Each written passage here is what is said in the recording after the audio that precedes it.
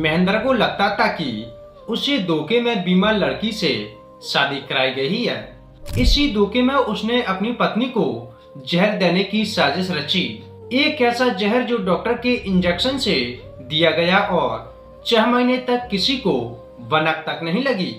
कत्ल की साजिश बहुत सादे तरीके से की गई थी। मौत इतनी नेचुरल दिखी कि पुलिस भी महीनों तक चुप रही।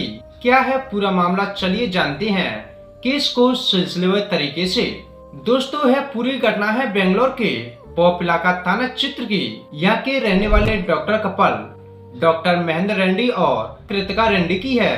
एक जनरल सर्जन और दूसरी त्वचा रोग विशेषज्ञ, दोनों की मुलाकात मेडिकल सर्कल में हुई थी और परिवार वालों की रजामंदी से साल 2024 के मई महीने में दोनों की शादी हुई। शादी में पैसा, रुतबा और प्यार सब कुछ था। लड़की के पिता ने अपनी बेटी और दामाद को पॉप इलाके में 3 करोड़ रुपए का एक घर गिफ्ट भी किया था।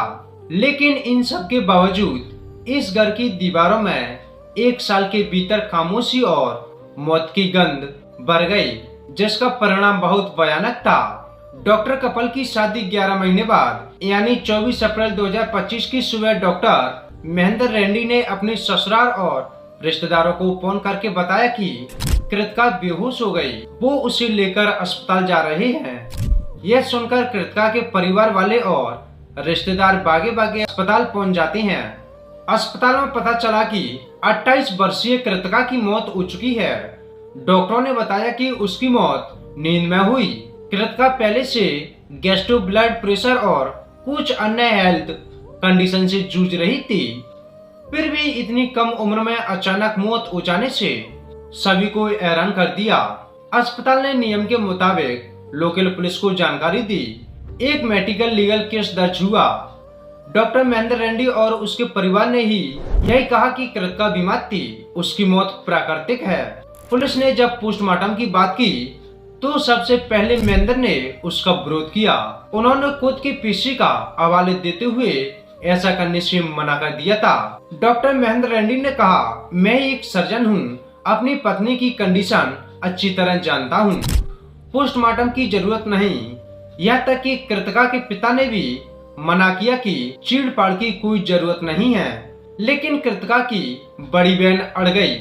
उन्होंने कहा, बिना पोस्टमार्टम सच्चाई कैसे पता चलेगी। उनकी जिद के आगे सभी झुक गए।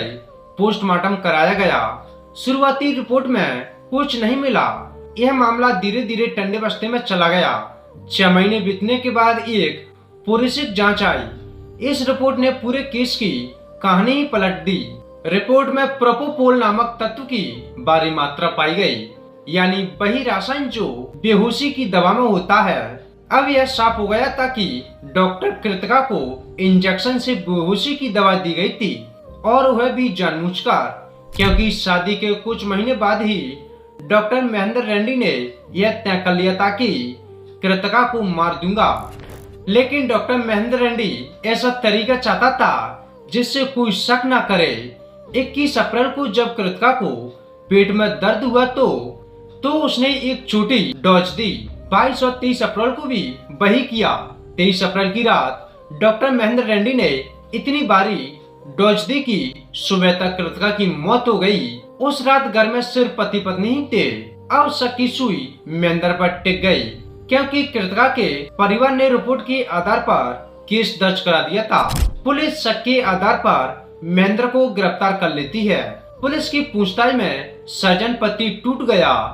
अब पुलिस का सवाल था कि आखिर ऐसा क्यों किया, अपने ही डॉक्टर पत्नी की जान क्यों ले ली। पुलिस की पूछताछ में पता चला कि डॉक्टर महेंद्र रेड्डी को गुस्सा था। उसे लगा कि कृतिका के परिवार ने शादी से पहले कृतिका की मेडिकल हिस्ट्री छुपाई। कृतिका को कई बीमारियां थीं। उसको गैस्ट्रो की दिक्कत के साथ साथ ब्लड प्रेशर था। कृतिका को लेकर बार बार अस्पताल जाना पड़ता था। महेंद्र को लगा था कि उसे धोखे में बीमार लड़की से शादी कराई गई थी। इसी कारण डॉक्टर महेंद्र रेड्डी ने अपनी पत्नी को जहर देने की साजिश रची। एक ऐसा जहर जो डॉक्टर के इंजेक्शन से दिया गया और 6 महीने तक किसी को भनक तक नहीं लगी।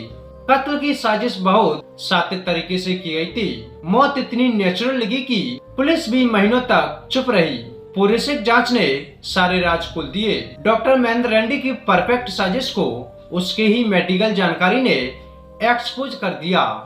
अब पुलिस के पास फोरेंसिक जांच, इंजेक्शन, महेंद्र का कबूलनामा और हत्या का मकसद सबूत के तौर पर मौजूद हैं। पुलिस इस केस की विस्तार से जांच करने के बाद कातिल डॉक्टर के चार्जशीट दाखिल करने की तैयारी में है, ताकि उचित सजा दिलाई जा सके।